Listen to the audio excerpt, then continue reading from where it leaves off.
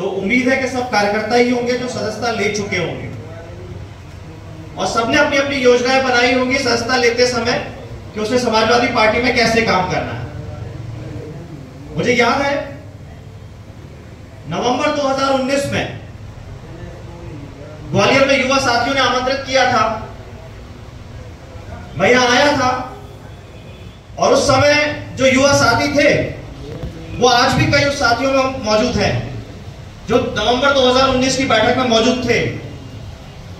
उसमें नीरज भाई हैं, शत्रुघ्न जी हैं, सचिन जी हैं और दो एक साथी नहीं आ पाए शहर से बाहर।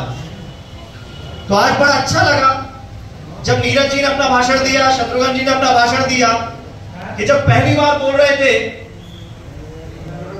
मैं उनको अपमानित नहीं कर रहा हूं कि मैं समाजवादी विचारधारा की ताकत बताना चाहता हूं, तो डॉक्टर राम मनोहर लोहिया जी का नाम भी ठीक से नहीं ले पाते, कहीं ना कहीं नाम लेने में अटकते। जिस समाजवादी विचारधारा की ताकत है कि नवंबर 2019 से आज नवंबर 2022 में समाजवादी विचारधारा के ऊपर इतना बढ़िया अपना व्याख्यान दे पा रहे हैं, अपनी बात रख पा रहे हैं, ये समाजवादी विचारधारा की ताकत है।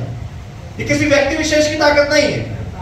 जब समाज में रहते हैं, समाज के बीच में काम करते हैं, लोगों के बीच में जाते हैं, लोगों के सुख दुख में शामिल होते हैं, उनकी दुख तकलीफ समझते हैं, महसूस करते हैं, तो विचारधारा अपने आप अपने मुंह पे आती है, हमारे हाथ पैर चलने लगते हैं, हमारे काम उस तरीके के होने लगते हैं। तो साथियों, उम्मीद और विश्वास के साथ में मेरी जन्मभूमि है ग्वालियर, शिक्षा का बहुत बड़ा क्षेत्र मेरा ग्वालियर से ही रहा, तो उम्मीद रहती है हमेशा ग्वालियर से, मध्य प्रदेश के 4 बड़े शहरों में ग्वालियर का नाम आता है, तो हमेशा उम्मीद रहती है कि ग्वालियर का नाम रहे।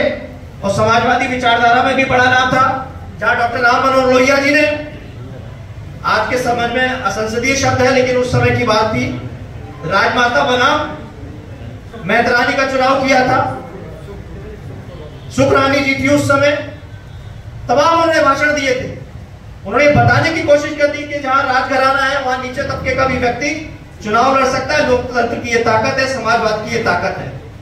हमारे पूर्वजों ने जो अब इस संसार में नहीं है, श्रद्धेय नेताजी श्री मुलायम सिंह जी ने, अन्य लोगों ने बहुत काम किया है। हमें नया कुछ नहीं करना, केवल उनका अनुसरण करना है, नई बातें कहने के लिए भी कुछ नहीं है। इतनी बातें वो कह चुके हैं कि अगर हम पढ़ के केवल उनका अनुसरण कर लेंगे तो बहुत कुछ कर जाएंगे, कोई बहुत कुछ कर गुजर जाएंगे। लेकिन समस्या कहां आती है? जिस तरीके से अभी कुछ दिन पूर्व 2018 के चुनाव के बाद भारतीय जनता पार्टी के शासन को खत्म करने में ग्वालियर चंबल संभाग की अहम भूमिका थी, लेकिन वापस से भारतीय जनता पार्टी को स्थापित करने में भी ग्वालियर चंबल संभाग की अहम भूमिका थी। वो क्यों हुआ आप सब जानते हैं। सब मान सम्मान का ही खतरा था, केवल एक व्यक्ति ने पूरा शासन बदल दिया क्योंकि खुद को निजी स्वार्थ के कारण मान सम्मान की बात की। और वही कहीं ना कहीं हमारे लोगों के बीच में भी होता है, निजी अपने मान सम्मान के लिए एक दूसरे के साथ खटपट करने के चक्कर में हमारी विचारधारा को समाप्त करने का काम करें। जो इतनी मजबूत विचारधारा है, तो उस मजबूती को अगर हम खत्म करेंगे, मैं सोचता हूं कि मैं अपने आप को स्थापित कर दूं तो मैं तो कभी स्थापित नहीं हो पाऊंगा। लेकिन जिस दिन मैं सोचूंगा कि मैं विचारधारा को आगे बढ़ाऊं और अपनी पार्टी को स्थापित करने के लिए काम करूं, तो निश्चित तौर पे मैं स्वयं भी स्थापित होऊंगा और सबको भी स्थापित कर पाऊंगा। तो जिस दिन हम लोग ये मैं खत्म कर देंगे और एक दूसरे को स्थापित करने के लिए काम करने लगेंगे, तो समाजवादी पार्टी भी मजबूत होगी, समाजवादी विचारधारा भी मजबूत होगी।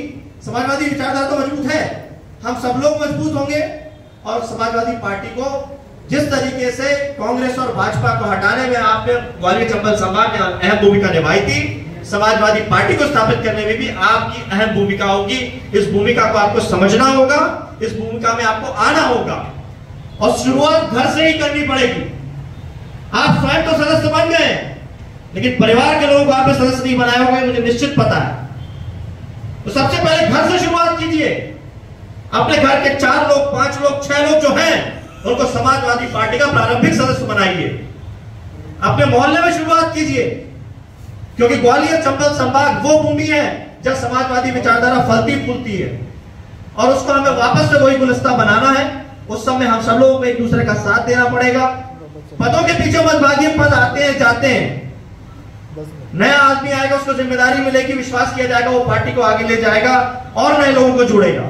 नए लोगों को जोड़ने के लिए, सम्मान देने के लिए पद देना रहता है, पद मिलेंगे भी, लेकिन जो काम करता है उसकी अपनी पहचान काम से होती है, पद से कभी नहीं होती है। जो लोग सोचते हैं कि मैं पद से अपनी पहचान बना लूंगा, वो स्वयं को गुमराह करते हैं और अपने लोगों को गुमराह करते हैं। मैंने देखा अभी सब संस्था अभियान चल रहा था, कई ऐसे साथी जिनके पास कोई पद नहीं है लेकिन सक्रियता से काम कर रहे हैं, वो दिख रहा है, किसी का नाम लेने की जरूरत नहीं है, सब लोग जानते हैं। तो आप काम करेंगे, आपकी पहचान होगी। और मैं अपने आप को कुछ भी लिखने लगूं पद से और काम कुछ नहीं करता हूं तो मैं उस पद की गरिमा गिराता हूं और कहीं ना कहीं पार्टी को कमजोर करने का काम करता हूं। तो यदि आपको पद मिलता है तो आपकी जिम्मेदारी दुगनी हो जाती है, और अगर आपको पद नहीं मिलता है तब भी आपके पास वही जिम्मेदारी है, क्योंकि आपने समाजवादी पार्टी की प्रारंभिक सदस्यता लेके रखी है और आप पार्टी के अभिन्न अंग हैं। मैं छोटा सा समय लेता हूं, पढ़ने में बहुत होशियार नहीं हूं और न था, सबसे आखिरी कुर्सी में स्कूल में बैठने का आदी रहा और पार्टी में भी मैं स्कूल की तरह आखिरी में बैठने का आदी हूं। कोशिश रहती है जब कार्यक्रम होता है तो आखिरी में बैठूं, और जो आनंद आखिरी में मिलता है वो यहां बैठ के नहीं मिल पाता। उसका प्रमुख कारण है कई बार ऐसी बातें भी सुननी पड़ती है जो नहीं सुननी चाहिए, सबकी बातें सुननी, और आखिर में वो स्वतंत्रता है कि जिसकी बात नहीं सुननी चुपचाप उठ के चले जाइए। आपके कारण हमें समर्थन मिलता है जो मंच पे बैठते हैं। हम अच्छा काम करेंगे तो आप बैठेंगे, उठ के नहीं जाएंगे। तो आप लोग जो पीछे बैठे हैं, जो हमारे सामने बैठे हैं, वही हमारी पार्टी की ताकत है। जितने लोग हम ज्यादा से ज्यादा आगे बैठा पाएंगे, पार्टी मजबूत होगी।